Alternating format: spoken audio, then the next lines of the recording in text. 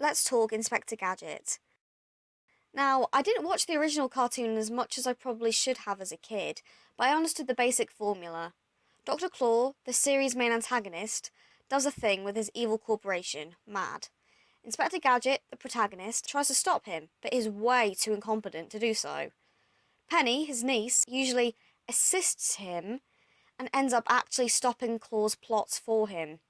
It also helps that, apparently, all you need to distract Inspector Gadget is a dog pretending to be a MAD agent.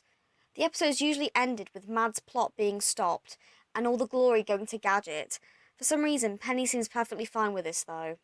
This formula, as repetitive and kind of dull as it could sometimes be, worked with the whole Saturday morning cartoon vibe that the show always had.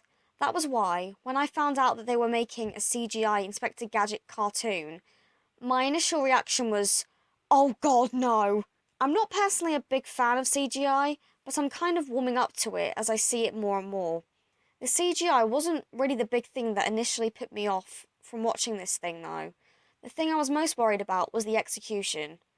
I saw how freaking terrible the live action movie was. Well, at least in my opinion. So I was worried they were going to handle that the same way. You know, with pointless sound effects and the even more pointlessly sidestepping of Penny, who, quite arguably, is basically the main character. So, deciding that my need of something new to watch was greater than my fear of the show being a failure, I gave it a watch. Okay, well, first off, I'm not going to lie to you guys. I kind of loved the new theme song. They still obviously tried to stay true to the original, while also giving it a bit of a modern rockish edge, and I appreciate that.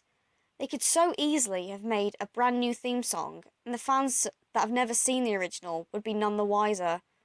Come on, I'll be shocked if anyone tells me that they didn't legitimately sing along to that song at least once while watching it. Dun dun dun, Inspector Gadget, dun dun dun dun dun. Okay, I'll stop. The CGI I expected to be very low budget and have every character look like a cardboard cutout with different clothing or something. Many CGI shows are guilty of it, and I was kind of expecting the same here.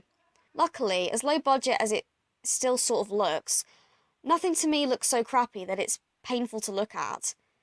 I admire the fact that Inspector Gadget still looks like himself, and that Penny still looks kind of recognisable, despite the fact that she seems to have aged considerably. The voice acting isn't even that bad if your ears squint. They got Tara Strong in there as Penny, which seems a bit like the easy option, considering how popular the woman is in the animating world. But at least the Gadget doesn't sound too different from the original.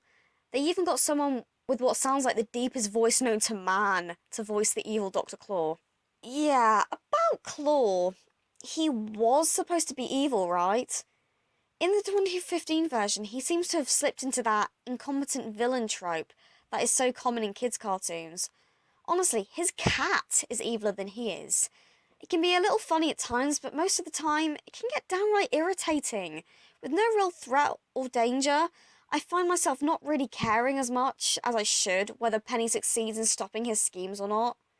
Well, at least Talon seems fairly competent.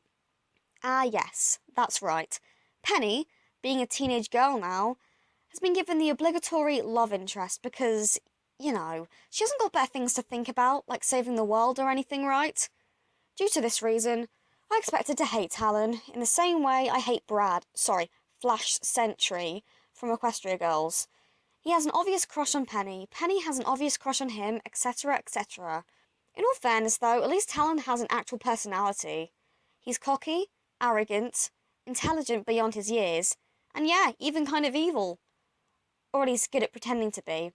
He does well at pointing out flaws in his uncle's plans, and is competent enough to come up with plans on the spot if he needs to. His uncle does have a habit of using Talon as a lackey to do all of his dirty work for him, but tends to be thwarted by his crush at the end and punished by Claw anyway. As a viewer, I do honestly feel pretty bad for the poor guy, especially since it's obvious, despite all the sarcasm, how hard he tries to impress his uncle. I also think Talon does a good job of being Penny's character foil too. Like her, he has to do his uncle's job for him, and ends up not really getting any recognition for it. This fact, in a way, makes me ship him and Penny a little more. They do have some pretty ship-worthy moments in the show, as short as they are. Okay, on to Penny. Penny, Penny, Penny. Geez, I don't know what part of her blandness to comment on first, if I'm honest. Penny, in this remake at least, is about as interesting to watch as wet paint. Penny is just, well, Penny. Sure, she's a good agent, she's intelligent, and she doesn't seem to let her crush on Talon distract her from doing her own job. But aside from that, she's kind of bland. Don't get me wrong, I like her just fine, but she doesn't really seem to have any flaws or personality traits that really help me identify with her. There was one point when she tried to deal with her claustrophobia, but because the show is so bad at that also foreign concept of continuity, this fear is never brought up again, and not to nitpick, but you can clearly see her in enclosed spaces in other episodes before and after the one that addresses the claustrophobia. It's almost like the writers tried to give her some kind of Achilles heel, and then realised that, due to her job description, it really wouldn't work, and decided that the viewers were probably oblivious enough not to notice or something. As for Inspector Gadget, well, he's still a bumbling moron that tends to cause or fix certain problems with his technology by accident, so at least that stayed the same. They couldn't really change that though, he's basically a plot device on legs. Having trouble catching a crook? Have Gadget trap them by pulling a net out of his arm at just the right time. Need a way to break into a room? Make him accidentally blow up the door for plot convenience. Want a freak avalanche to further the oh-so-complex story? Have Inspector Idiot cause one of his metal hands or something to do it for you. Well, you get the picture. I'll be honest, the initial idea of Inspector Gadget is a bit daft, but somehow it fit the whole 80s cartoon vibe. As a CGI remake, though, not so much. But then again, I only watch it for the theme song and for my Penny and Talon shipping needs, so any actual plot that happens usually goes over my head anyway. So is this worth your watch?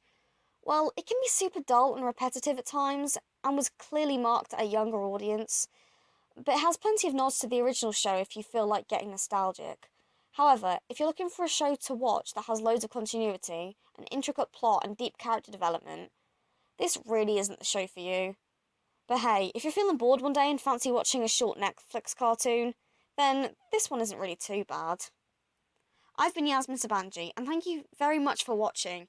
If you would like more reviews like this, make sure you subscribe like the awesome people you are, and comment below on what you might want to see me review next. As Inspector Gadget would say, go Gadget go! Or something like that anyway.